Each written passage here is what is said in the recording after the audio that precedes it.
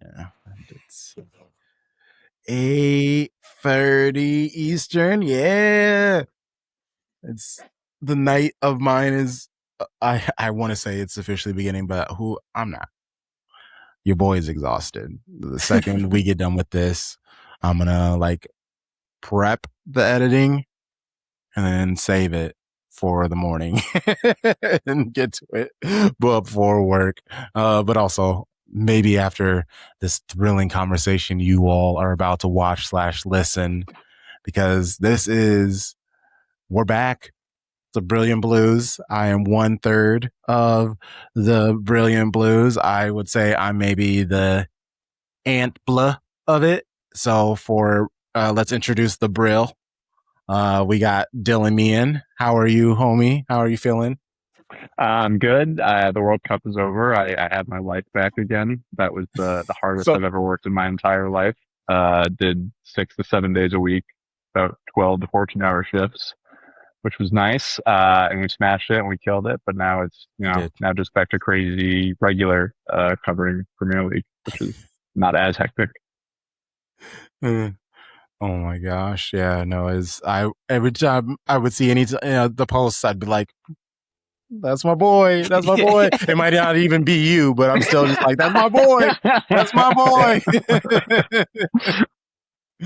Oh man. And I started but he's the end of the blues. He's the blues. I was pumped to be the ooh-ee. Ooh-wee! Yeah, I was pumped to be the ooh-wee. He does have some takes and some random questions in here that like he minimizes and he tries to make it seem like they're silly, but in my head I'm like, ooh-wee, that's a good question. Yeah. So let's go. John, how are you, my boy? I'm good. I did not have to work the shifts that Dillon had to work, but I as well was liking by committee, maybe send a couple to the wife to be like, hey, like, let's boost this up a little bit. Let's get another like on there. But no, excited to be back. I think this is actually, I might be wrong. Is this the third year season we've done this at least? Didn't we start like 1.5 seasons ago having the conversation? Yeah, something like that. Yeah. Crazy. Yeah. That's kind of crazy. It's nice. You guys have flying, man. Listen, I know neither one of you have a 1.5-year-old. Don't get me started on time. I know. I remember when Luca was born. That's crazy. Yeah. My man is talking. Wild. He's wild. I was gonna say he's walking and talking. Oh my! Like running. He tried to jump today. There's a Sesame Street episode about jumping. He's on it. You working on the first touch? And we try. I got a couple videos. I'll send them to you. We can post it. We can post it to get some family boost here. Not the greatest. He has very much a Haaland touch. First season he came over to City. Sometimes he'll hit it and it'll be perfect. The other times he'll hit it and it'll go 40 yards forward. So we're working on it. But I can promise you one thing. Again, well documented on this pod, 5'9", not very fast. So genetics aren't on his side. I'll just be honest. Hey, with you if Rico Lewis can be a Manchester City player, true. I think Fair enough. Rico Lewis could also beat both of our asses just because.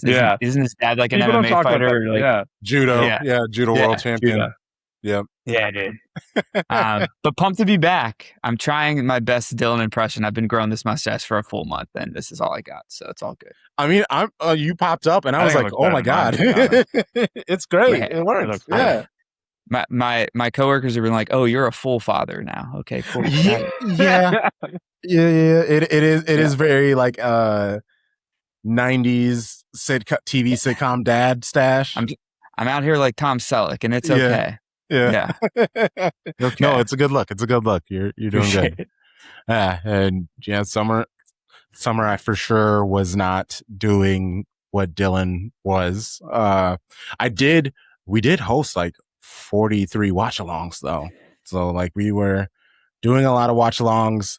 It was a good time. I don't live in any of these nice cities in general, let alone a FIFA location, a World Cup location. And what I was hoping for was the first week or the first couple of days, because I have tons of group chats, people in those cities, host cities, and they would sneak to a game or whatever. And I think like the cheapest ticket anyone found was like $260. And then after all the fees and everything, it's like 300 and something. And I was like, nope, not going to a game. Not happening, because it's only going to get more expensive, honestly. And so I was just like, let's just dive in. Let's start these watch alongs. It helped our account get over the like watch hour threshold. So now we can get like super chats and things like that on our live stream. So like it helped us get over that hump, and that constant making content has made doing what little I do so much easier, and made me embrace doing the social media thing a little more consistently. So, it's part of the game. And now we're here with the 6th season of SOB on top of it. Our WSL podcast ended up on like a top 6 WSL podcast list to listen to. I shared that on social media. They got second. Oh yeah. So that was cool and random. I don't know how they found that out, but I'm happy they did.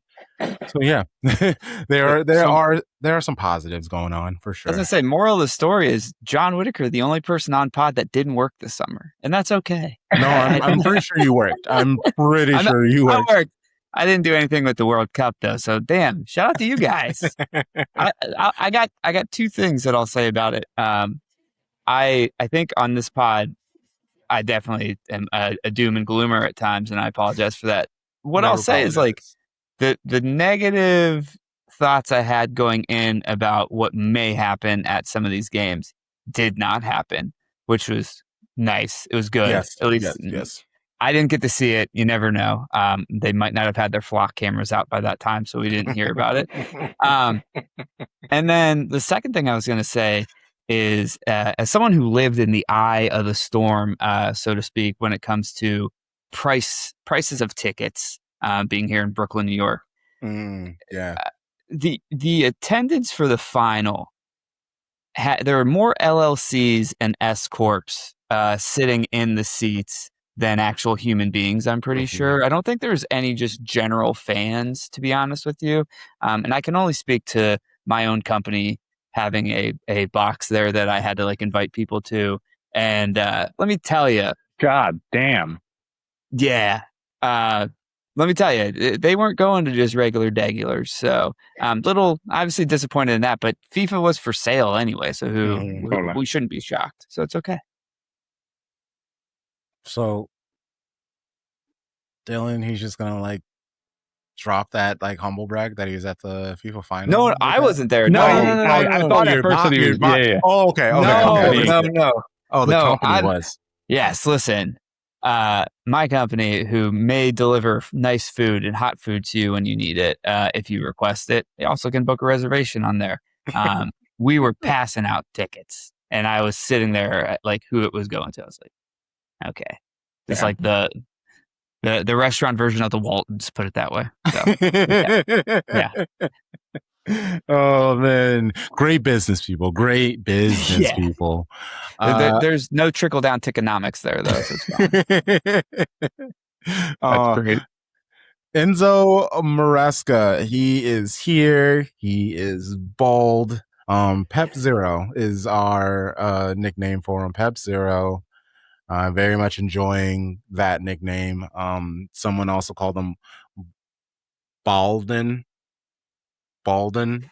like Holland, but Balden. I'm trying, like, it works better typing it than it does saying it out loud. So I'm workshopping how to work that out. But anyway,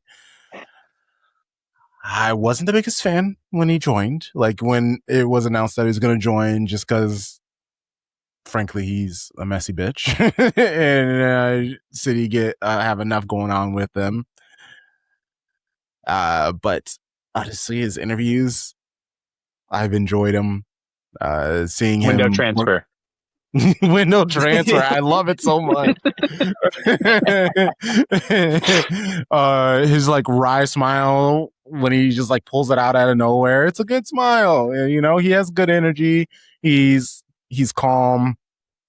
Obviously, the passion is when he talks about the game.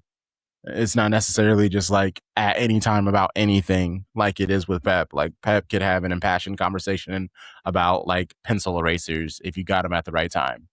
And I think it's only going to be about football with Maresca. The game for the Community Shield didn't go well. Bournemouth, ingenuity, creativity, made the right subs. The team fought hard. There has been a lot going on. We'll talk about the transfer market, specifics about people. But for now, how have you been enjoying the Enzo Maresca reign so far, Dillon? I've enjoyed it. I didn't think much of the Community Shield. Like I think as soon as you give up a goal 20 seconds in to a team like Arsenal, like you're just kind of, for the most part, like you're probably cooked. And especially when it's like guys that like barely have played at all or anything. And I mean, like, look, we've teams that like, if you wanted the cope to that is teams that win the Community Shield don't do well in the league for the most part. They don't actually do well. They don't win the league. So like that's the cope that you're going to take from that. But I thought they played really well against Bournemouth. I thought that if City didn't go and win that match and it was a loss, I wouldn't be like, oh my gosh, it's a disaster. I thought they created a ton of chances and got really unlucky throughout the entire match. I mean, like 3 minutes in, Foden had like that little back heel flick that he had to Rico Lewis was like one of the most amazing plays that I've seen. It was also like the only impact in the match it felt like Foden had for a little bit of time. But I thought they played really well. They created a ton, and then Turkey comes on and we get some Turkey magic. And I'm curious to see how that's going to work because I felt like this would be Foden's kind of chance to show off with Turkey coming back from the World Cup. And it feels like after 27 minutes of a cameo or however long Turkey was on, it's like this now might not be. Yeah. Yeah, that Turkey Foden situation is going to be very interesting. And I mean, obviously we'll get back to the Enzo Maresca of it all, but yeah, no, I'll just put a tab in there and because we got to talk about Foden. I definitely want to talk about Foden. John, how are you feeling about Maresca? Yeah, I think Crunk, I saw one of your social media posts that like perfectly sums up the Community Shield for me. It's like if anybody asks me 30 seconds, anytime up to 30 seconds before the kickoff about the Community Shield, I'm like, it's a friendly. Who gives a shit? Who gives a shit? And then as soon as the ball's kicked off, I'm like, no, like this is the most important game we have. Like, you know, so I totally feel that. But I think I have, since we've been in so many of them, to be honest with you, I've never felt like we ever really show up like with a full-fledged game plan for those games. It is always a testing. It's always like, I'm from Canton, Ohio. It's the Hall of Fame game for like preseason football, essentially. Like I'm like, no one gives a shit. It's cool, but like no one cares. So I didn't put too much stock into that. I think like, again, pessimism runs in my family, Midwestern Catholic. Look, I don't know how long he'll be here, if I'm being honest with you, and it has nothing to do with like anything about Maresca. It's just the law of averages. I just had the most amazing relationship in my entire life on a footballing level end. So I'm not expecting that. So I think I have such low expectations that, you know, whatever it is, it is. I think I'm happy with the tactics and like the three of us in our group chat we're kind of talking about this where Bournemouth's not a bad team. To have the grit and the fight to be able to pull the game out in the end is huge. I think it's awesome. I'm not sure if that was necessarily because like they're not fighting for him yet. I don't think, although he was a coach here before, right? But I don't think it's one of those things where it's like, I want to win this for Pep. We got to get in there. I think the people who had the impact played with each other a lot last year, at least a decent amount, and like they're good. We have good players. I just want to keep people remind people of that. So like, I don't know the Maresca of it all. I'm probably not going to know until like November how I actually feel about it. What I will say and what I wanted to do with us is like, I'm looking at the starting lineup for this game. I see Lewis, I see Foden, and Kusanov. Maybe like these people aren't starting. If they are, we're in trouble. I think personally. So like, I don't know what's happening because my alarm bells are just going off that we have so much money right now. What's happening with the money? Like, where's the money going? Mm-hmm. I don't know. That's what I'm worried about. Especially with the new financial budget system, SCR. It's based off of how much money you bring in, and City bring in so much money just through silly odd deals that they have, let alone shirt sales. And now they have the hotel up and the co-op and all of these other things that are on their campus that helps them raise money. So it is zipline coming in, man. I'm excited. Right? A zipline is so wild. Oh man. Yeah, and just all of the As soon as you said it, I was like, for work, I made it. I think you should leave Photoshop. Like we photoshopped like him going through the Etihad, and we're like, nah, people are gonna appreciate this. This isn't gonna be like that Venn diagram for me is a circle, my friend. That would have hit for me. Yeah. Spend this money, and hopefully they do it soon, because we are losing so many players, and Maresca's not worried at all. Like he's just like, this is, in fact, he was like, everyone's in this position. Like, this is not a City problem situation. Every club in the Premier League has had to wait to make moves. I'm not worried. And it's just like, okay. I mean, I like his confidence, and we'll just see how it goes. Like, thankfully, Crystal Palace, the next actual couple of games is a pretty solid opponent to have when you don't have your team figured out. Yeah. Crystal Palace, Coventry, and then United. But I'm not what respect I might have had for United. I can't do it anymore. Like, I'm over it. They will no longer ever get me like moved by any move they ever make. It's just like, you guys are just forever unserious, and watch them smash us, because that's just kind of how it works. In par for the course. I do think the run up, like if you wanted to have 3 games to start the season with, which is like your first month, I guess, like with a new manager, with a squad that's not fully figured out, this was the tough one. To your point, Crunk, I think Palace does normally play us pretty tough. The old pod I was on, we were pretty well documented on like, damn, this game always sucks. There's always like some Andros Townsend screamer that ends up drawing us or beating us. But like, I do think that team is down this year. Yes. Their uniforms are not as good as they normally are too, so that's going to take some of their power away as well. So I do think like the first 3 games that we have going in here, it's the start you want for sure. Yeah, I mean, Bournemouth. The last time Bournemouth lost was January 3rd against Arsenal.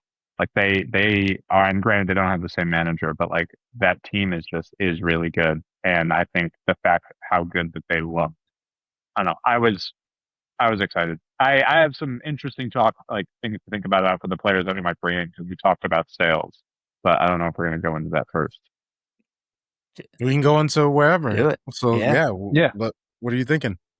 I mean, look, I made a post about it for work. I mean, they have raised $456 million this year, which is if you count the Normus deal, which technically is a loan with an obligation to buy, but that is the most ever. That is more than Monaco when Mbappe got sold. That is more than Chelsea a couple of years ago. It's like a crazy amount of money. The funny thing is that all of that is going to get spent on 3 people, and they're all essentially for like the same position. So it's like gone to Elliot Anderson. It's gone for Buwadi, this kid from Lille, who like, look, you watch his YouTube highlights and like, kid's pretty good. I don't love the idea of like an 18-year-old defensive midfielder, because like that's a position where you need a lot of experience, and he's played 2 seasons, and like that freaks me out. And then the other one's going to be the Enzo elephant in the room is going to Enzo Fernandez, who I do think is a good player. Some people aren't as big on him as a player, but separate from all of that, it's like the entire baggage of who he is as a person. And like the live stream of this chant where he's just like saying like incredibly racist things, and like that part of it makes it odd. We've had one player that was like not a good guy at this team. And it was like a French fullback, and like kind of Kyle Walker had some not great stuff towards the end too, but it wasn't anywhere near the same like level. And so this part is weird. It's like, not only is this guy like, there's a lot of baggage that comes from there. The rest of the country hates him because of like the Falkland Islands banner and then the stuff that happened at the World Cup. And it's like, oh, he's probably about to become the most expensive English Premier League transfer ever. And the manager probably loves him because he managed him for 2 years at Chelsea. It's like a really weird situation. And it's like nothing that I've really gone through. And I feel like he's going to start, if they bring him in, he's going to start 37 games this season in the Premier League. And it's going to be super awkward. Yeah. I think I can't, again, I think when we talk, I feel like I always try to equate it to American sports. There's not a comp. Like there's no Phil Jackson taking over the Pistons and bringing Michael Jordan to Detroit type of situation, nor did Michael Jordan, to my knowledge, make any like incendiary racist comments. Republicans buy sneakers too is pretty fucked up, but it was fine. Like there's just no comp to it. Like this is the soap opera that is European football that like we can't replicate in the United States. And this is the most extreme form. This is like the Grey's Anatomy episode where 17 characters die in like 35 different ways, right? Like it's just, you can't write it. Like you can't make this shit up. I know that, I know deep down he's a good player, but I kind of view most Chelsea players like cilantro. Like some people, when they eat cilantro, taste soap, and other people, when they eat cilantro, thinks it's an additive to a meal. And like Chelsea players, for me, it's cilantro and soap. Like I can't have it on anything I'm eating, and I'm like, I'm over this. Like I don't even. It's like a tinge. I don't want it around. And I think the obvious thing is like, as much as I can sit here and ride for Messi and Julian Alvarez was one of my favorite players. Like it's really hard to be supportive of Argentina and Argentinian players lately because of what they're doing or like the actions that they do. So like, I don't know, it's hard. Like I totally agree with you, Dylan. Like all amazing points, and it's like we're watching the slow train crash like in our It's front odd. seat. Like, It's so strange because he's like, did y'all watch the Chelsea game yesterday? I got the first app and that was it. Yeah, I watched most of it, but I wasn't like super locked in.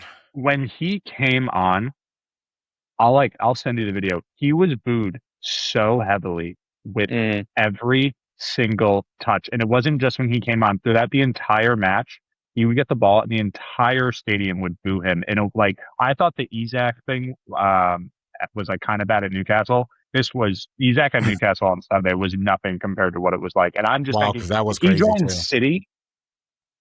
It's going to be people already dislike City even more, and he's going to do it for 140 million pounds. It's going to be unbelievable. Oh man, it's going to be so strange. It's going to like, I kind of almost want to see it in a way of like, this is going to be fascinating. Like from I cover this sport professionally and it's just content, but psychological as like a fan, this is awful. Yeah. Mm-hmm. Yeah. And that is what it is. It's the money that they're going to pay for them, sending all that money to Chelsea, who are in dire straits when it comes to money. Like they have been awful with their money, and they need to sell big on all of their best players in order to straighten themselves out. Like obviously, they make tons of money and everything, but they still have to sell some players, and this helps them recruit. They put a deadline on us, then added a tax, and you're still going to fold and purchase this dude. I thought City had the best scouting department. And I know that's probably been a long time because everyone has been like stolen, taken away from City. But you're telling me that there's no other player. And I know he needs someone who will come in and start now and be to the ability. like Dillon said, everybody already has plenty of reason to hate City. Add this on to its kerosene, then you get bullied by Chelsea. It just feels like yes, I joked that we're talking about a new era under Maresca and Viana, but the gangster that City used to move in the transfer window, where you're just like, no, we're not paying this. We have like 3-4 other players that we can go and get. Like that's technically how we got like Rodri. I mean, that's how we got Ruben Diaz. Yeah. That's how we've gotten so many players on the squad. That's how we got Haaland. We should have had Kane. Yeah, we should have got Kane. Is we had the backup and made it work. And for the fact that just there's nobody else. There's nobody else. You're telling me there's no one, and that's what's frustrating. I think it does, though. It's like speaks to the scarcity of that position, and it speaks to like how important that position is for every team. But I think especially this team and City, and like the similarities of like a Maresca and a Pep. They have tons of differences, but like the center of the pitch is going to be the most important thing. And having Rodri just gone now, and having an 18-year-old that may have to actually get some tick is scary for sure. But like that, the center mid position, whether it be defensive, whether it be pushing the attack, like it's so hard to get that right, and it can set you back years if you don't. So I think the frustrating thing is, look, I agree with all your points around the fact of like how City were run. And there's clear differences between how Cheeky operates and how Viana operates. And I think that Cheeky's ability of just being like, we're not going to pay that. I think that really over time did set a clear tone for a lot of clubs where it was like, they're not going to budge. Now, I have no idea, like, we don't know what the fee is going to be. And like, numbers are going to get thrown around, and it's like, I don't want to get too focused on that. And I think there's been like, so many people were upset about the Community Shield, and I feel like they just think that like this, I'm not saying you, but I've seen this on Twitter, and it's like I'm just more responding to that versus what you're saying. Like all these people being like the club has no idea what they're doing. I highly doubt that. And I think these people are professional and they know what they're doing. And I think you see, because like, look, Miguel Delaney today is reporting that Bournemouth or Chelsea are looking at Bournemouth's Alex Scott, and it's like, I wonder why they're going to spend $90 million on this guy. And it's like, I just think it seems that like this stuff, I think, is maybe a little bit further along than we were all like led to believe. And for all we know, when Cheeky was like kind of still helping with Viana, like they could have identified him then as well. And look, we've lost Rodri, we've lost Bernardo Silva. It is like Bernardo Silva has more appearances for Pep Guardiola than any player ever. He is Pep Guardiola personified. And then we lost Rodri, who, if he's not the greatest Spanish midfielder of all time, he has, without a shadow of a doubt, the best resume of a Spanish midfielder ever. He has done something that very few players ever have done. And if he wins a second Ballon d'Or, it's essentially like he kind of has the resume of the greatest midfielder of all time. I'm not going to say he definitely is, but it's like pretty undeniable. And look, I think Elliot Anderson's a little bit different player. He seems more like creative, and Enzo to me has always seemed like someone that does push forward as well. So I'm not exactly sure how like the two of them next to each other is gonna work. And like I'm more worried about that. But I guess if it's like, look, if we're replacing those two, it's like we need people that have played in the Premier League. It seems like the sport is changing. I know John called it Boris Johnson football on the last pod that we were on, and it does seem now more than ever physicality and like, have you done it in the Prem? I never used to feel that way. I used to think that was like the silliest thing ever. That's totally flipped on me now. Now I'm like, this is the most important thing. And I know that personally, I think that he's a good midfielder. He also said like wildly racist things and thought it was smart enough to live stream it on his Instagram. And that's insane. And it's like this thing that I have to like wrestle with now, and it's bonkers. It's crazy. Yes. Retweet 1,000%. I think too. But before we move on, because I do think we also like got amazing news, and I'm going to flip the transfer window thing, like, and talk about like, we dodged a bullet that wasn't even a real bullet, which I'm really happy about, and I think you guys know where I'm going with it. But like the last point is, with us moving and Premier League football going a certain way, I don't know how important this role is going to be anymore. I feel like it always will be. But my worry and my fear is that like we've had we've talked on this pod many times where it's like the two people you mentioned, Rodri and Bernardo Silva, are able to take a game at whatever pace it's going and take it back to the pace we need it to be, whether that's slowing it down, whether that's speeding it up, whether that's intermediately like slowing it down to speed it up.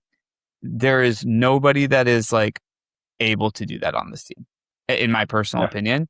And like, I think I texted both of you guys this, and again, I will be the first person to admit, like, maybe I'm not seeing what everyone else is seeing, but like, I liked Reinders. Like, I wanted him to be here for a while, and I thought that was something that he could develop and be like somebody really key for us to like lean on for certain things. I was shocked that he left. I don't know if everyone was shocked, but like maybe me not being fully tapped in this summer, I was fully shocked. And it's just like, it's those two and then him and then like some other pieces. I'm like, whoa, what the fuck is going on right now? It's a crazy list of departures. It's wild. Yeah. And I felt like every day I kept opening up Instagram and I would get a notification that someone else was gone. But I did get a notification on Instagram today that made me feel really good, because if Cody Gakpo is about to put on a sky blue jersey, I was like, I think I might want to take the year off. I think I'm good. Like, I don't want this. Like, I can't have maybe racist Enzo Fernandez and definite slumlord Cody Gakpo on my. Wait, what's the bad stuff with Gakpo? I'm pretty certain, and I'm not trying to do hearsay because my brother. You're totally fine. Like, I know, you're right. I think Crunk knows. Like, he owns a ton of apartments someplace that, like, he is like a bad land. Like, Zoran Mamdani would be taxing the fuck out. Yeah, I was gonna say we got to get Zoran on this. Yeah. I didn't so know this that. is hitting real close to home for me. No, but like on top of that, like we will allow to say that, like, I think Enzo's probably a pretty talented footballer, awful human being. Cody Gakpo last year kind of proved that I don't think he's that good of a footballer either. Yeah. And maybe a bad human being too. So like, let's not do the double negative here on that. I don't know how much of the Gakpo stuff is real. The only thing is like, it came out today that it's false, that it was his agent that was just trying to inflate the price. Yeah. City need a backup striker. I don't know who they're going to bring in. Like, so unless like, and that's the one thing of just like, now that Marmoush is gone, and I felt for Marmoush because it's like, you're the greatest backup striker in the Premier League, but like, we need something different than that. So is Kelechi and Iheanacho still playing? Yeah, bring him back. Bring him back.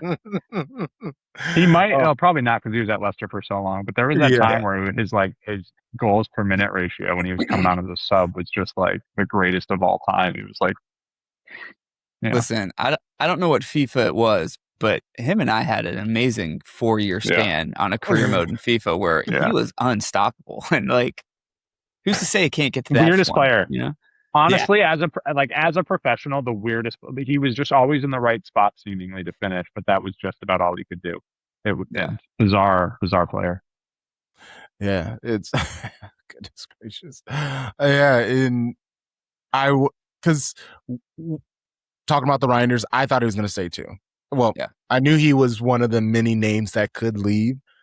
I thought Maresca would do a better job at talking people into staying. But we know Pep used to talk about that all the time. Like, if you want to leave, find your proper evaluation and leave. So like, I get that. But with Enzo, I don't really want to give him any, like, he hasn't earned it to me. And I even, he talked about it where he's like, players, I can try to talk them into staying all I want, but if they want to leave, they want to leave. Like, there's nothing really I can do. And I call cap. It's like, no, it sounds like you didn't care. And we know how he also likes playing those games. He did it with Chelsea with their roster, where he's like, oh, if they want to leave, okay, then leave. Oh, no, we don't have any players. Oh, does it look like, oh, now you need to go get Enzo? Oh, darn. Oh, poo. So, and it's all very frustrating.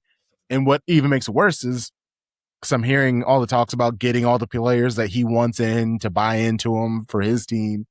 And usually people end with, And if he fails, fire him. And it's like, okay, well, now we're then stuck with his players for like at least 2-3 more seasons. And we're seeing with Donnarumma. Like, you can bring in a good player, and if the vibes aren't high on them, like, I think City, I don't have it confirmed. I honestly need to probably just message Jack and ask him. I feel like City tried to shop Donnarumma, but no one's going to pay what is needed to take him away and pay his weekly wages.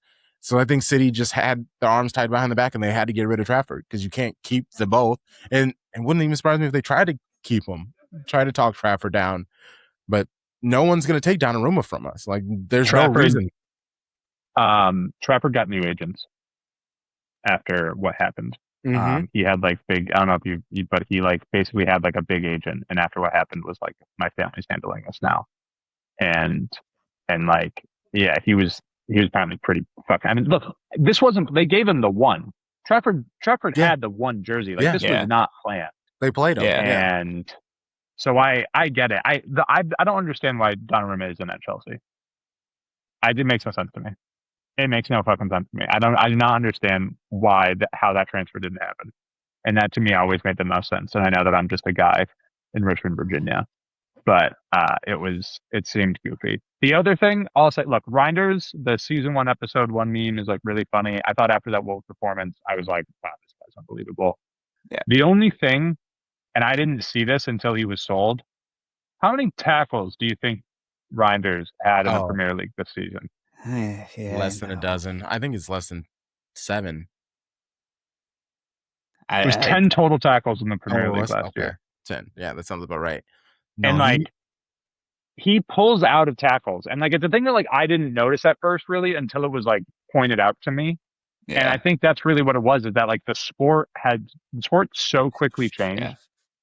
And it's just like, it's so weird. It's weird to think that like Pep was the one that changed the sport, both in Europe and then in England. And it has like then like mutated itself to like come back. It was like, we didn't take enough antibiotics and like now it's like resistant. And we got RFK. It's bullshit. Yeah. Zombie Boris Johnson football now. Yeah. They got diseases that we eradicated in the 80s now, and they're back. Yeah. Bullshit. Got measles. Yeah. Polio. The Premier League's got polio, measles, and the other thing that's going around in New York right now that's on your skin. I forget. It's crazy. Yeah. Valid point, though. Like, that's the thing. I like them, and it's one of those things where I want to have the opinion of, like, I don't want him to leave, but I also was sitting here and I was like, John, you don't know enough about this to actually sit here and put your opinion out there about him leaving. Like, just simmer down. And I think that's a really interesting point, because I do feel like we need somebody to kind of dictate in the center and like kind of fuck shit up and kind of be an agitator / a person that at the very least doesn't allow us to get pushed around. Like I never wanted confirmed bastard. Yeah, you're right. Racist bastard. Yeah.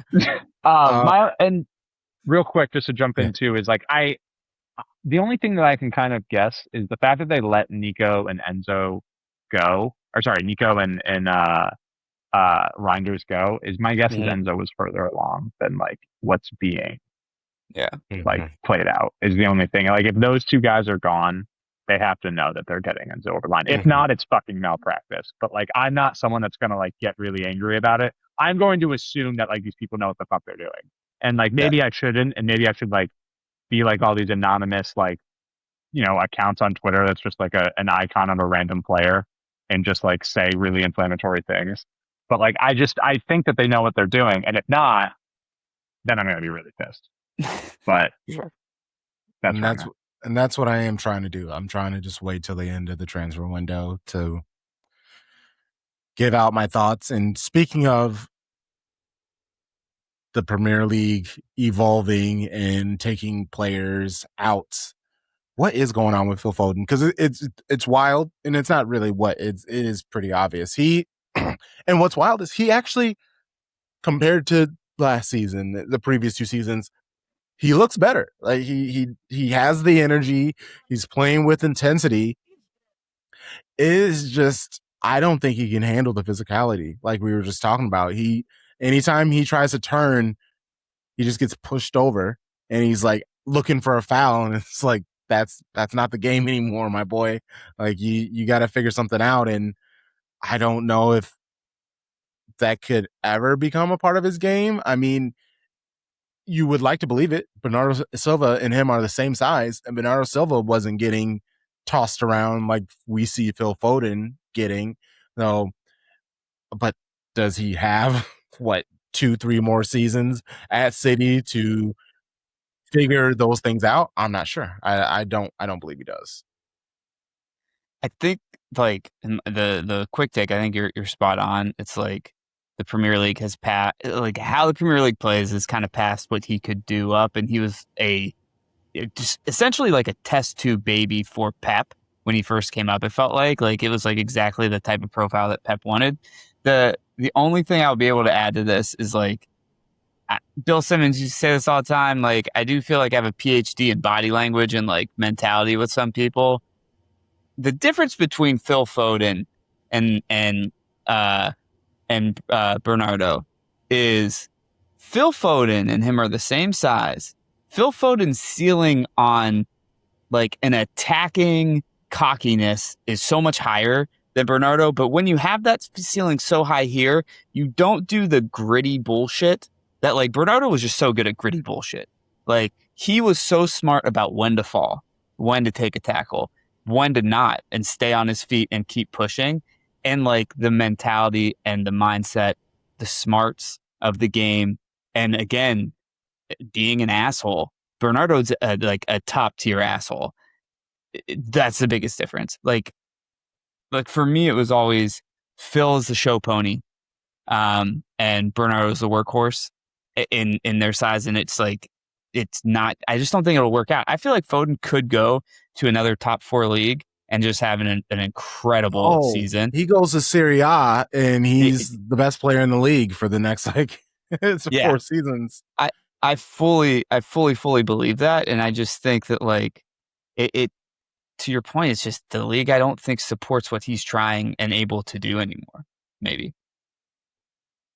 No, I think you're right. And I think look, he was phenomenal at times last season. Like I think that like November, December stretch, I think he was great. And I do think that he can figure out a way to make it work. I don't think it's like, hey, he is completely done in the Premier League, but I think that it is mentally I think it is all mental at this point. And if that switch never flips, I don't think it's going to work in the Premier League. And I love Phil Foden. Maybe one of my favorite City players ever. That stretch in 2021 when he benched Sterling and he was out on the left, he was absolutely unbelievable. He was so underrated as a false nine, and he won City the 4th title in a row with those performances in 23-24. And it seemed like we had like great keys here. It's like finally, and it just has been downhill since. And it really, like, I wouldn't say it didn't really suck watching City win. I was really happy that City won. And I'm glad that, like, Turkey is just continuing to be an absolute baller. But it kind of feels like he stole his chain. Yeah. And it really does feel like Shirky is going to be the player that we kind of hoped that Phil would become. And honestly, at this point, I think, like going to Germany or Spain or Italy would be maybe something that like in 2028 is going to be happening. I'm wondering if this stretch too is like when you're in high school and you're like the top sophomore or the top freshman at a sport, and the coach is like, you got to let the seniors play themselves out of this. And I'm wondering if that's what is going to happen with Foden here, is like because Maresca's not going to like protect him the way I think Pep would have, or like, and Pep didn't protect him, but like Pep at least would have had his back, I guess. I don't think that's going to happen here. And I also just like, I don't know. I think that it's good. I feel a little differently actually about I think that Pep was almost like and this isn't like an original thought, just like Pep was like a disappointed dad. Yeah, for sure. I think that like, cause like Phil, for whatever reason, the pause thing, never figured it out. He just can't. Yeah. It's not his thing. Yeah. He goes. He runs. He just goes fast. And I think that drove Pep wild. And it feels like Enzo might not care as much about it because Enzo doesn't have the I've known you since you were 16. Yeah. And granted, but I do also think though that Turkey came in and had those 2 assists, and I feel like the way if the thing is hey, he doesn't like to play with kind of cutesy wingers. He likes fast, aggressive, attacking wingers, and I don't really think Phil's not that. Turkey, even though he did kind of come in on the right, and it feels like once Doku gets healthy, or if they bring in someone else on the wing, it's just going to be either Phil or Turkey in the center, and I think Turkey's going to win that battle. Yeah. My last point was going to be Foden is one of the players that just reminds me of J.R. Smith so much, in the sense that so much has come out about this 2016 Cavs team, and I think that's what I was paying attention to this summer. Sorry, guys. But so much so that Phil Foden has a ton of talent, but it's almost more important who you put around him and who can support his talent, or who his talent can support, not just from a physical stance, but a mental stance. So the reason J.R. Smith was so good for the Cavs all those years was LeBron was basically telling him no, I need you, and I will tell you what you need to be able to do, and I will show you exactly how to do it. And these are all grown men out there, but at the same time, I think Foden needs that type of guidance to be able to get mentally back to where he needs. I don't know if we have that player anymore. I don't know if we ever did. I don't know if KDB was that player. I don't know. I don't know who that would have been, but I don't think we have it now. And that's another worry I have as well. I think he had himself. He had that that unabashed confidence of youth, and then life fucked him up over these last couple of seasons, and now he needs to figure out who he is and what he is. And it's difficult because it does. He looks better than last season, but in this match against Bournemouth, he didn't do much. And then Shirky comes on, and in 25 minutes, single-handedly turns the entire match around. It's looking difficult. And the conversation is from so many people that during training, Phil Foden is the greatest footballer on the planet. They can't get it to translate to what is happening in the game. And again, he looks like he's smiling, him talking about wanting to be a captain. We're seeing an evolution in him. It's just the question is, I guess, is it too late? Is it even enough? And obviously, it's the first match of the season. Plenty of time. Watch him bag in 2 goals on the weekend, and we're all gonna be he's back. Never gone. It's not going to be called the Brilliant Blues anymore. It'll be the Knee Jerk Reaction Podcast. It's going to be so funny. It's going to be so funny to think about what it's going to look like in March or April. We haven't even talked about Gahey playing defensive midfield, by the way, which was just insane.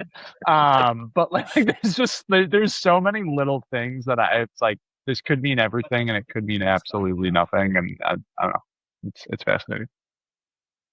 Yeah, no, the Gahey in midfield was interesting, but I was too terrified about Rico Lewis and starting, and I know Nunes was injured, so he wasn't going to be able to start.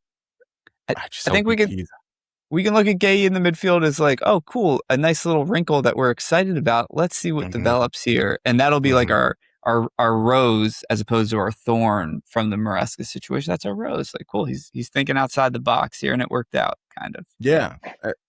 For sure. He made the most out of the squad that he had, but even doing that, it raised questions. Obviously, the Nico Gina Newcastle thing is for sure, but it's what is happening? And he did he did a great job as a center back playing a midfielder.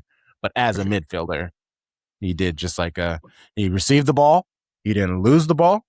He gave the ball to a teammate. He did exactly what he needed to do. He added the height, the physicality for the first, second, third balls. But yeah, even Maresca was like, I don't think you're going to see much more of him. He is a solution, but he is not the solution, and I need more solutions. So, yeah. I'm going to transition us if that's okay. Please, you were talking about the right back not wanting Rico loose there. Can we talk about a former right back of ours and the video from the Pep doc about the Kyle Walker thing? Because like, you two are the only people I do want to talk about this to. My brother started talking to me about this. It's like, I don't need your opinion. You're a Liverpool fan. But that someone who was like in a lot of locker rooms and again, never reached the heights of like this amount of athleticism or professional, right? Like I played some college and that was it. And like, whatever. Awkward. Like an awkward conversation. The pauses were the most awkward. I work in sales, pausing for sale. It's amazing. I know how to do it. Cool. This pause where like someone would say something and you could just see the air get pulled out of both people and nothing be said for lengths of time that felt forever. It was just the most awkward conversation I've seen in a locker room, to be honest with you. The look that Pep had. Yeah. It was like utter disappointment that we're having this conversation and we're having it here, type of thing. Right? You want to do this now? Yeah. Now? Yeah. And what was so frustrating about it all is we saw the video of like Pep in that bar, sushi bar, whatever, where they were allegedly talking for hours, and Pep was trying to explain to him how important he is to the squad and made him a captain and did all these things that he knew he was going to get pushback about, but was like, no, he needs this to feel supported and to feel welcomed. And that it was a temper tantrum. It was a giant temper tantrum where he just went so insulted. And, you know, it seemed like every other interview that he did once he left City, it was like, yeah, City can get caught, or I'd totally give away any of my trophies with City for a Tottenham one. And he was just like talking about the glory days, and that naturally rubbed a lot of people the wrong way. But in it coming out, it all just confirmed what we know. He kind of sucks as a human being. Like we know this. So I was just more shocked at how shocked everybody was about Kyle Walker. I was like, I thought we knew this thing. I thought did we not know this? Like, I mean, obviously the depths of it, sure, like we can be shocked by that. But there are people acting like they just saw him handing out like frozen turkeys to poor families and stuff. And it's like, no, the bro has a whole side chick who was like, I need Louis Vuitton baby bags. Give me more money. I don't know. It's all weird. The only thing I can think of is that maybe people don't like know that side. Like they don't know about like the divorce and the cheating. They don't know about like him exposing himself at a bar, and like they don't like necessarily know. And it's just like, oh, he's the guy that like City were bad and he left. And it's not like he was the captain and in the worst run of form in 2 decades, ran to Milan. Like it is it's insane. Like it really is. And like, look, he came in and it was like City are spending 50 million on this guy that can't cross, and he was like honestly the underrated most important player in Manchester City's like entire run. He absolutely he was the Ed Reed of that defense. No ball went over the top. Watching him and Vinny line up was legitimately fascinating. He locked up Mbappe, Neymar, Mane rarely ever did anything. It was usually almost always Salah. Like he basically just protected an entire side of the field for a decade. And it was so odd to watch like all of that disappear in a second. Yeah. And like I don't remember if Pep made him a captain or if it was like the players voted him, or if like Pep broke the one rule I don't know if it was to either make Bernardo captain or to make Kyle captain. I think he like Pep broke the rule and the players choose for one of those two, and I don't remember. And it's so odd if the players voted this person to be captain, because if they voted him to be captain, that means he's like a great voice in a locker room. Why the fuck would that person do this then? It's so odd. It's like, it's just so jarring and not something, hell, maybe those type of things happen a lot in locker rooms and like in cities, and that wasn't actually all that odd. It seemed crazy. And like Pep's reaction, granted he had stuff going on behind the scenes, but like Pep looked distraught. Pep looked like legitimately upset. I think seeing that clip and then seeing the next clip of him like talking about his divorce in a pump up speech, my like initial and visceral reaction again of someone who's like been in locker rooms was like, don't fucking bring this up here. Like, what are you doing? Yeah. Like again, I was looking at Pep as like, you know better. Like, what is this? This is cheap. This is terrible. No wonder. But then I sat there with it a little bit more. And I think when you think about both of those clips in like a back to back, it just really showed how desperate he was to like try to have this team figure it out. Cause I think he knew how much talent was actually there that was just getting wasted. And like the opportunity that was just getting wasted. And I don't think it had anything to do with ability. I think it had to do with like wanting or mental or whatever it may be. And I think that like you actually saw the magician at the end of having no tricks up his sleeve and like going to the depths of like, yeah, bringing his divorce up in a pep. But like, I was like shocked by it. I saw the clip. I was like, this is AI. It's got to be If AI. you, and I know none of us have watched like all the documentary yet, and I just watched the first episode, and you really forget, or at least I did. I forgot how many of them are like 1-goal games, and like the way in which they were losing was in the most like comical fuck ups of ways, just like absolutely insanity. And I mean, like, I don't really want to talk too much about like the divorce aspect. And I, you know, he was only supposed to be here for 3. He stayed 10, like all of that aspect. And it's like, it's very clear that this guy, like anyone that is a genius, like it doesn't matter if you're Michael Jordan, if you're LeBron James, if you're Tiger Woods, insert other like musicians, actors, like if you're this good and this determined, you're a fucking weirdo. And like he comes off as like very like suave and cool, but like there's a part of him, like that's an insane level of like drive and just like addiction. And it seems just like a very interesting character study of like this guy's personal life was crumbling and then his professional life was also crumbling. And like he's not used to either of those things. No. Like he's not used to losing, and he's been with this woman seemingly his entire like adult life. And both of them crumbling at the same exact time is actually, it's really fascinating to watch. And I don't know. It really makes me feel like if the divorce never happened, I think he's still the manager. Like it really does, at least to me, feel that way. Yeah. It's a played out cliche, but to the point, like I feel like there's so many beautiful mind, the Russell Crowe movie, like parallels to the people that you just mentioned, where it's a level that we can't fathom. And therefore, since we cannot fathom, we actually don't understand it. And we don't understand, like, it's a good thing he had no hair. Cause I think he would have lost it all that year, but it's just like, again, sitting with it longer, how he was saying it, the tone of which he was saying it, I did sit there and I was like, oh no, like you're like desperate. Like this is he's desperate times. He was literally begging them. Yeah.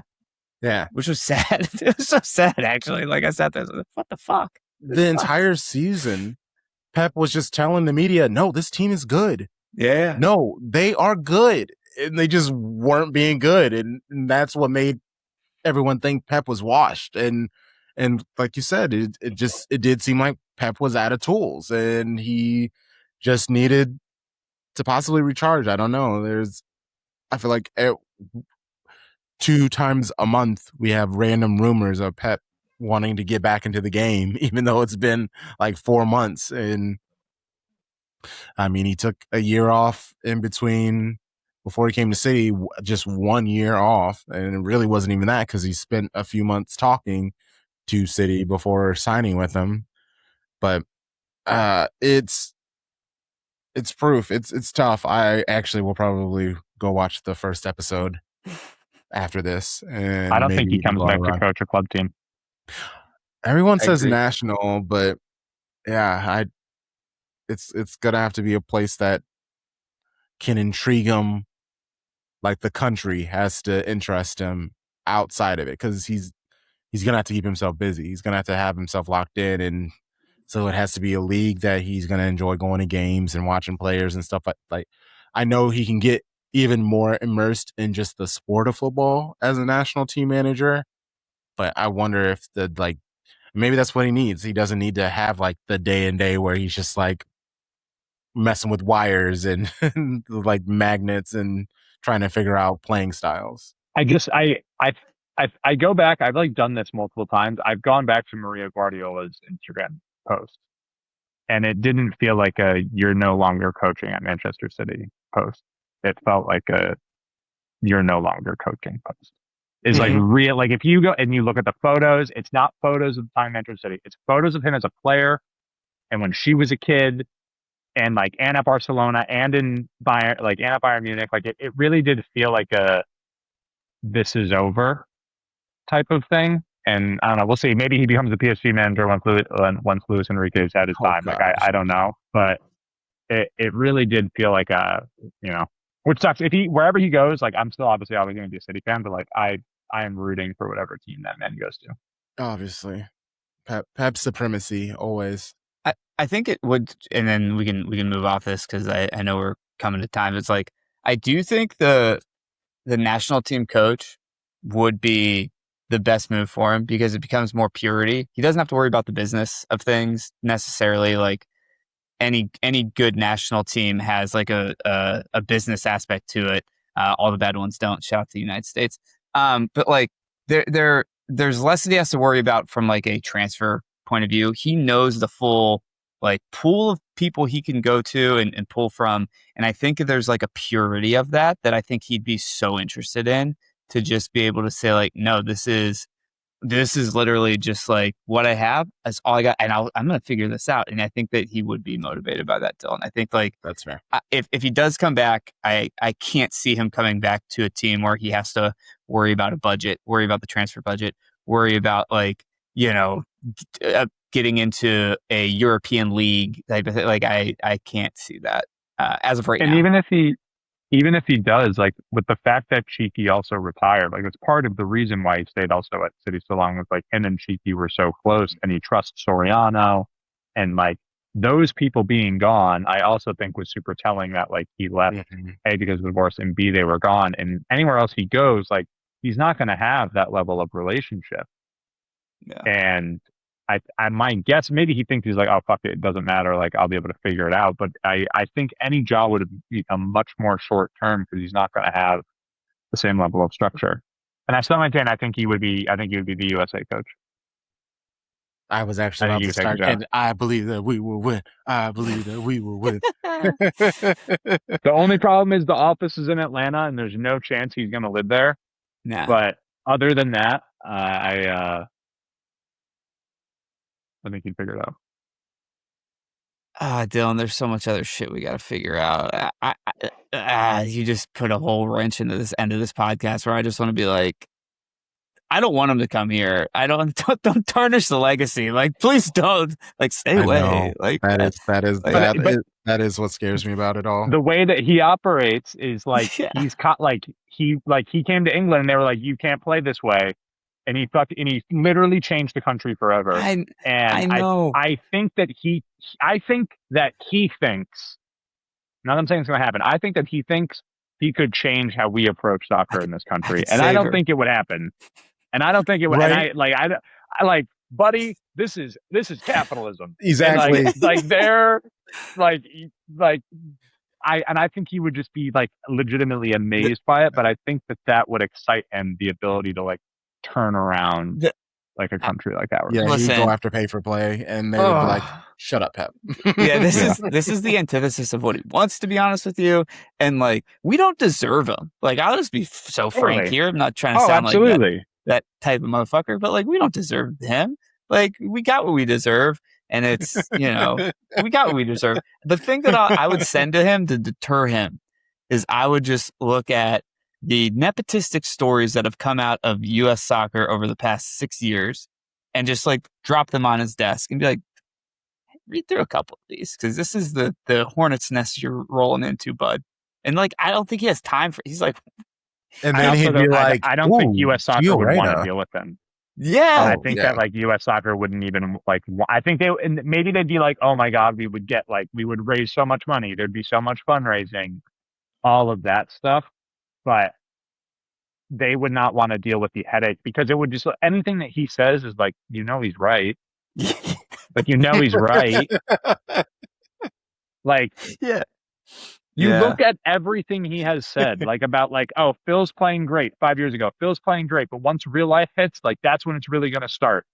And it's like, look exactly how it played off. Like it's like all these little things that he talks about, it all fucking comes true. It makes no sense. Like he is just a soccer oracle. Yeah. And yeah, man, I would love it. I would too. I threw the last point in here, and Pep, I called you Pep, Crunk, because you are our Pep, actually, to be honest with you on this one. I wasn't trying to like keep us moving, but the only other thing I had was like, I know you guys have both probably talked ad nausea about the uniforms. I don't like either of them. I like the home one. So this was as soon as I like saw them IRL like on the field. I don't know if anyone's gonna like pick up my drift here. But the first thing that came to mind for me was like Forever 21. Like, you know how like you can see you're walking in a mall back in the 2000s and you walk past Forever 21 and you're like, that looks like that's a nice outfit, but you could tell that it is made not very well is the nicest way I'll put it. Like it's not the best material. It's not like that's how that gradient and like looking at it, I was like, and then I do think the black jersey's all right. I like the bees on it, whatever. It's just really hard to do a black jersey back to back with the one we had last year. I thought the one we had last year was like incredible. It's a boring kit. It was. Yeah. And like I always want a black kit. I think that whether it's like 13, 14, 17, 18, like I think it was whatever 1920, like all like the black and red kit from the trouble season, all of those, like I love all of those. And like I have the 13 14 one, I have last year's kit. I've been wanting to get either an Aguero or KDB 17 18, that like black and like black camo one with like the blue letter. Like I've been trying to, that's like my grail find for a jersey. But that's just kind of boring, the black and yellow. And I thought the B would look really cool, and it's just like I'm uninspired. The white, if that white one is real, looks kind of clean. I like the that third kit. I think that one looks kind of nice. So the third kit's not launched yet, right? But the like teaser on the website is this greenish color. Is that correct? Oh, I haven't seen. The one I saw was just it was white, and then it was just like there's a stripe down it. Yeah. It's the inspiration. It's actually the SOB kit that we made. It's the same. It's what is it? It's the 2000. Is it the white one that had like the two stripes with the dark blue and the light blue? Yeah. That was a nice kit. It's on the side. Yeah, but now it's central. It's in the center, and it fades to white going down. Like it's the dark color, and then by the time it gets to the like Etihad, it like dies out, and then it picks back up obviously on the bottom half too. It looks simple. If we're being honest, these are all just these AI kits that City fans made for City a couple seasons ago, and like that's literally what the keeper kits look like. They look like AI kits. Dude, that is atrocious. It's not great. Like the actual one, there's ways to do like 90s nostalgia keeper kits. That's not it. Like that's I feel like that's what it was going for, but I was like, that's a good shout. Donnarumma looks like a bug. I don't know what type of bug, but he looks like a bug. That's it. I mean, the giant kit that he wears with his tiny little head and the balding. He does look like a little bug. It's so bizarre. It's so like, it's weird that he has like aura as like a defensive goalkeeper, because like I feel like if I showed like a photo of him to my fiance and I was like, this guy is a feared shot stopper, and like like people are afraid to score on him, and like he has aura, and she would be like, huh? Yeah. Like this guy, like it's like ill-fitting kit and like terrible hair, and it's bizarre.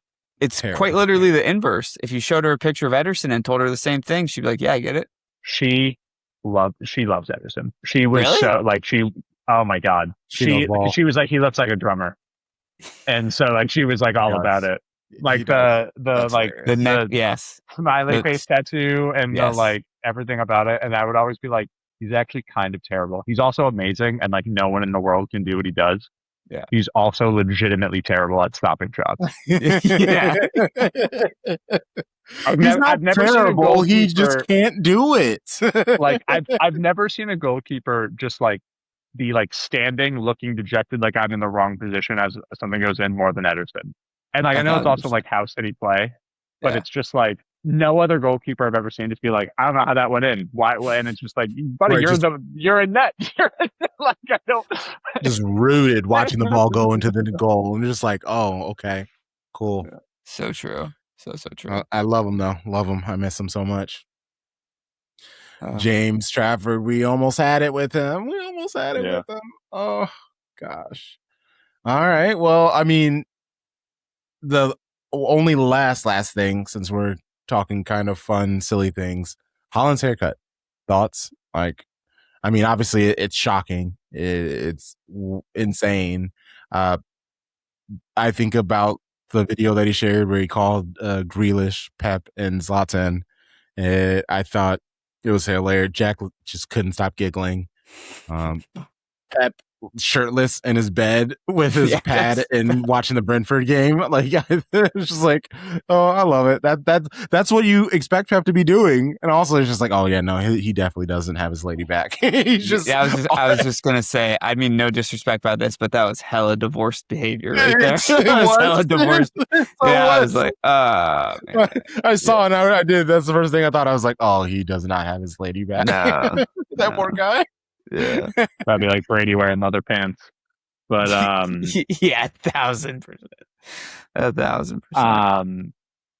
I don't know what. So like when I was in college, like there was the guy that lived next to me would like cut our hair, because we were broke, and like that's what our haircuts would look like. Mm-hmm.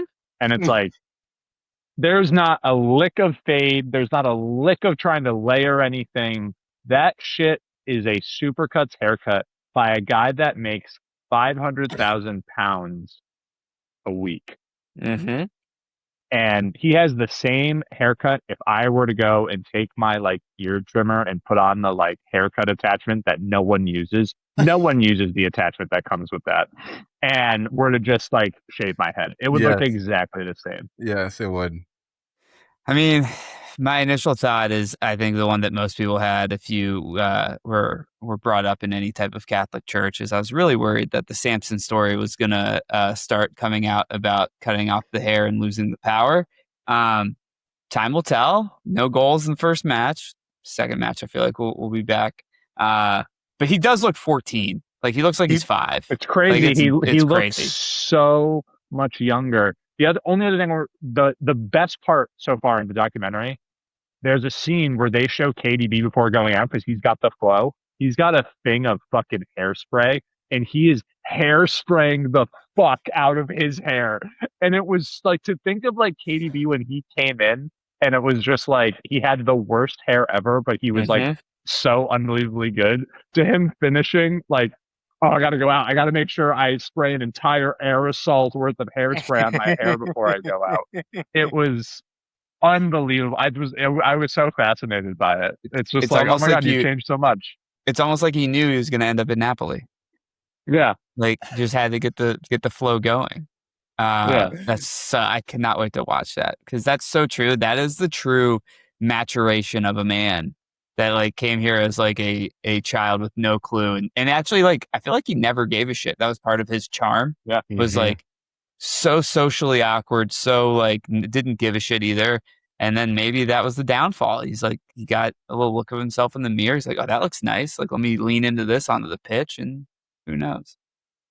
That is, I mean, that's exactly what happened to Rodri too. Like he was always talking shit about everybody caring what they wore, and was always talking about how important school was. And then he wins the Ballon d'Or, and he's on GQ and making sure he has all these outfits and looking at hot skinny chicks in bikinis, literally while holding his wife's hand or girlfriend hand or whatever she is. And so then, yeah, now he's this pretty boy. It evolves. You start making money, you start getting that notoriety, it changes.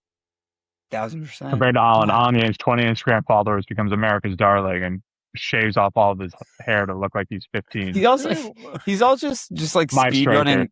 He's like speed running life as like just a joke. Like this is just all just a joke. Like he is like, very unserious in life. Yeah, it's insane. To be as incredibly talented as he is. He's the most normal, seemingly like superstar. Like there's not really too many other people that like Peyton Manning seems kind of normal. Like Steph Curry seems kind of normal. Like some of these people, like where it's just like, I don't know how you are like the way that you are, but he just seems like a regular guy that is also so unbelievably dedicated and like cares about his fitness so much and works out like crazy. And like when he's on the pitch, he's a fucking machine. Yeah. But even like he misses and he's like laughing. Yeah. Yes. Like it's fascinating. But think about what we just said too, and I'll stop talking after this. Like in the PRification of the world that we live in right now, especially if you're famous, especially if you make a shit ton of money, to go and record yourself FaceTiming people who you are sure they're going to make fun of you or say some like the Zlatan conversation was hilarious. It was hilarious. And he like was laughing with it the whole time. To have that self-awareness and to like not take yourself so seriously was like the most refreshing thing I've seen, to your point, Dillon, of like a superstar. Like he's a superstar. Like it's insane. Yeah. You said you'll stop talking, but I will add one last thing, and it's to that effect of him being like just silly. The YouTube when he put himself in like a full Joker costume, like a 6'4" man just roaming around Manchester in a full Joker costume, being like, "Can you tell I'm Erling Haaland?" Like that's so unserious. And I'm pretty sure that's the only video of his channel. That is the only video of his that I watched, and I watched it in awe, and I was like, "This dude, this is our striker. That's our striker." The other one that I watched too, him going through all the memes of himself, because it's really like he's like, it's like all these like women that like vaguely look like him, and he's dying. He cannot be like, he thinks it is so funny, and then it's like the green onion, and he's like, it looks like me, like I look like a green onion. It's so unbelievable. And then he has like the whole Tom Holland thing, because the Tom Holland story came out that he like ignored him, and he like responds to it, and he's like, no, I didn't, like I'd never seen Spider-Man, and I like didn't want you to feel bad that I hadn't seen Spider-Man, so like I didn't know what to say back. I'm like, I'm sorry, and I came off as rude, and it's just like, it's like, dude, you're the best striker in the world. Like you're fine. It's so fascinating. Like I love it. He's the best. And the obsession with taxidermy, I love that too. Yeah. Yes. Shout out to him. Shout out to him. Oh man, this is great. This is that football therapy that people talk about. This is great. I miss it, man. I did too. Yes. And I know everybody watching and listening did as well. J-Dub, let people know where they can find you and the things that you do.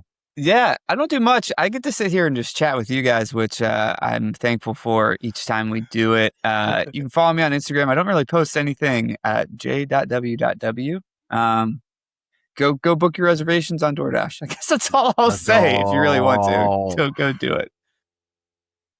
Yeah, I don't really use like my own social media now that I do it professionally. But yeah, you can follow Men in Blazers. You will if it's a post you like, I made it. If you don't like it, I would make it. That's basically how it rolls. They need to get us a DoorDash promo code. Actually, I had a full 2.5-hour meeting with the marketing team today, Crunk. So you tell me the demo you're looking for. I can put in a good word. Love it. Oh man, and follow anything this pod. I will be somewhere around it at Shades of Blue and W. We are on all of the apps. Trust me, all of the apps at Shades of Blue in W. Damn, and I had all summer to think about ending catchphrase, and I still got nothing. I think that's our calling card, though. Yeah, right. So this is us, Brilliant Blues, Crunk Chocolate, Dillon, and John. See ya soon.